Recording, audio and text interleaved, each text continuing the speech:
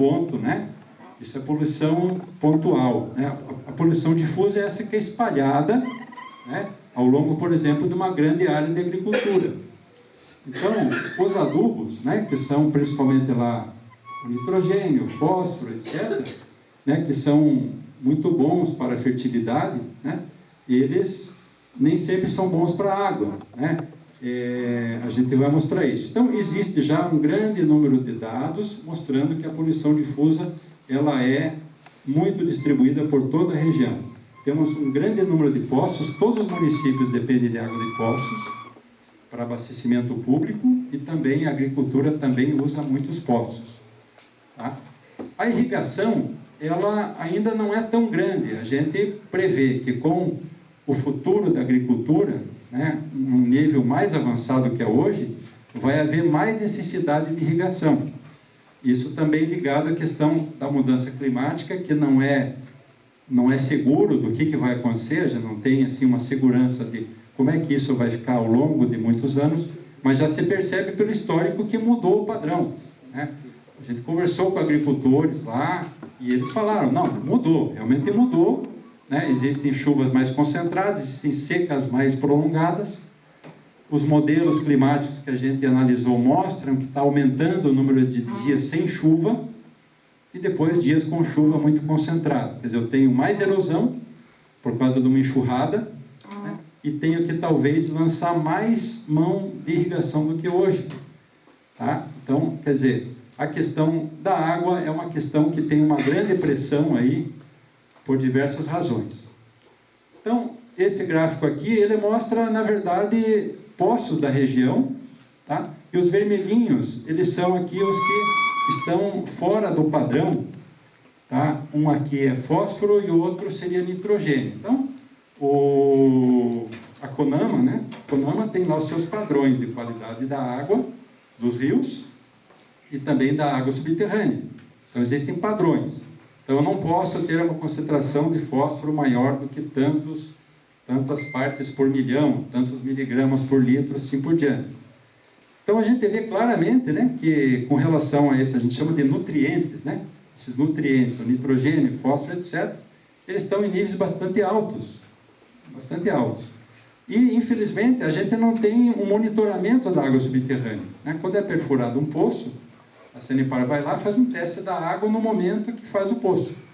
Tá? E daí ele dá lá o laudo, não, a água está em um nível adequado, tem uma vazão boa, etc., e começa a operar.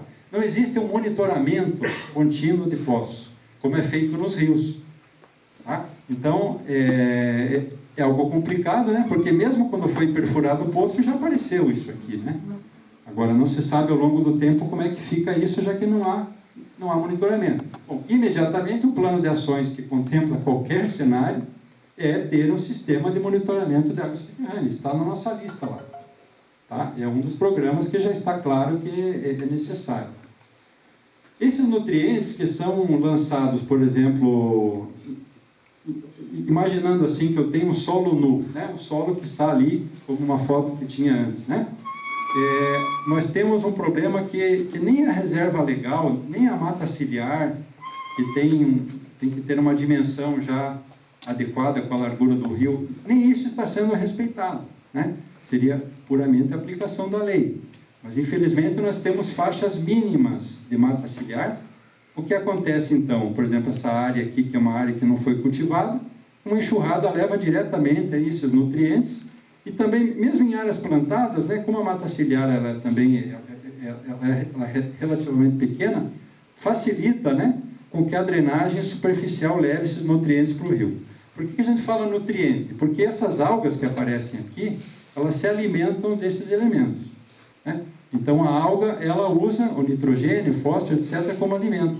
Daí provoca o que a gente chama de eutrofização. Eutrofização é um crescimento desordenado de algas, a ponto de uma hora você não consegue mais usar uma água para captação, porque ela teria uma qualidade inferior, né? Então, esse aqui seria o Rio Cafezal, a estação de tratamento de água fica dentro de Londrina, né?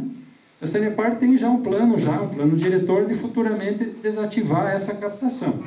Então, existem outros mananciais, tem o Rio Tibagi, tem bastante água, tem outras alternativas. para Londrina, né?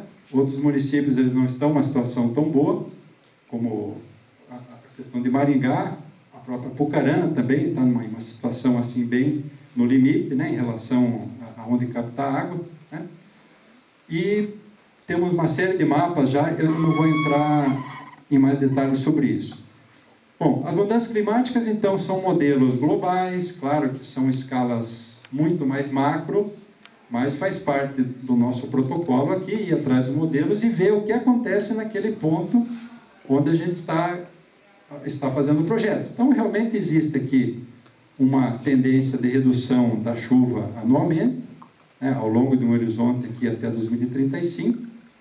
Né? Claro, são modelos assim que não tem uma precisão, sabe? São indicações. E aparece lá a questão do número de dias sem chuva, aumentando o número de dias sem chuva. Bom, a questão logística, o Luiz depois ele vai falar com um pouco mais de propriedade, né? A gente vai apresentar alguns fatos relativamente recentes, aí, como o advento da ferrovia Norte-Sul, que teve um trecho licitado este ano, né, que é o trecho que vai até o sul do Paraná, tá? E que está já programado para passar aqui pela região. Então, como é que a região poderia se beneficiar da passagem de uma ferrovia de um porte internacional, que é a ferrovia Norte-Sul? Que tipo de proposição nós todos aqui poderíamos fazer para trabalhar com as ferrovias, essa ferrovia mais antiga que liga todas as cidades? Tem uma proposição de um metrô pé vermelho, né? Já existe há muito tempo já a ideia do trem pé vermelho, a agência Terra Roxa tem estudado isso já ao longo dos anos, que era manter essa linha, né, de cargas e em paralelo colocar um trem de passageiros, junto com o de cargas, né?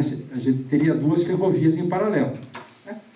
A ideia que está sendo proposta aqui não, é um metrô de superfície, né, um trem urbano, né, que teria, não é um projeto isso, não é um projeto isolado, é um projeto de requalificação urbana, tá, que a gente vai explicar um pouquinho depois. Aeroporto de cargas, dentro da previsão da logística, né, é uma necessidade e uma grande oportunidade, até porque teremos aqui a passagem de uma ferrovia de grande porte. Londrina já está adiantado nisso, já tem a previsão de privatização, né, ele já tem projetos. No entanto, outras posições também aqui do norte também podem ser interessantes para esse aeroporto de cargas. Temos a possibilidade de incrementar o uso de hidrovias, temos o rio Ivaí, que está a 50 quilômetros de Maringá, imagine 50 quilômetros, uma estrada, sai de Maringá em meia hora, ou 45 minutos, você está na beira do rio Ivaí, onde a cidade de Dr. Camargo, que já foi citada em planos de estado há mais de aproximadamente 40 anos, né, os planos de uso de recursos hídricos do estado, da própria Secretaria do Planejamento, né, que foi publicado em 80, está lá, Dr. Camargo poderia ser um porto multimodal. Então, esse tipo de ideia, né, a gente vê que é viável. Hoje, com toda essa questão da posição das rodovias, ferrovia Norte e Sul, e a hidrovia do Ivaí, ela se comunicaria com o Rio Paraná, temos a hidrovia do Rio Tietê, todas as barragens saindo de Itaipu, infelizmente, que não tem eclusa, subindo para o norte, tudo tem eclusa, todas as barragens e usinas têm eclusas entrando no Rio Tietê. Dizem, né, que até Itaipu tem plano já para fazer uma eclusa lá, para permitir a navegação ao longo do Rio Paraná. Bom, a questão logística ela é ilustrada aqui nessa figura, mostrando o trajeto da ferrovia Norte-Sul, que a gente considera que é uma probabilidade altíssima, de que logo se faça a ligação desse trecho do sul de São Paulo, que é a cidade de Estrela do Oeste. Qual que é o ponto antes de que era o do norte? Porto Nacional, que é em Tocantins, né, Goiás, e liga até a Estrela do Oeste. Daí de Estrela do Oeste, o próximo trecho já seria o trecho ligando até Chapecó, passando pelo Paraná.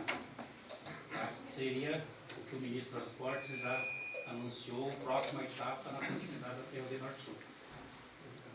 Então, esse trecho que passaria aqui pelo norte do Paraná, ele já teve até um estudo de viabilidade técnica concluído já, só que não existe uma definição bem exata de onde ele iria passar. Existem alternativas, até o próprio estudo cita essas alternativas, a gente já vai falar um pouquinho mais disso. Mas a gente mostra aqui, mais ou menos, né, uma mancha aproximada da área de cultivo lá no Mato Piba, uma grande área produtiva aqui que pega Mato Grosso do Sul, Minas Gerais, etc. Né? E o tamanho da área aqui da nossa região. Então, é só para mostrar que existe um risco, né, ou uma ameaça de perda da competitividade devido à passagem de uma ferrovia que inevitavelmente vai provocar uma mudança na característica da logística dessas grandes regiões produtoras aqui.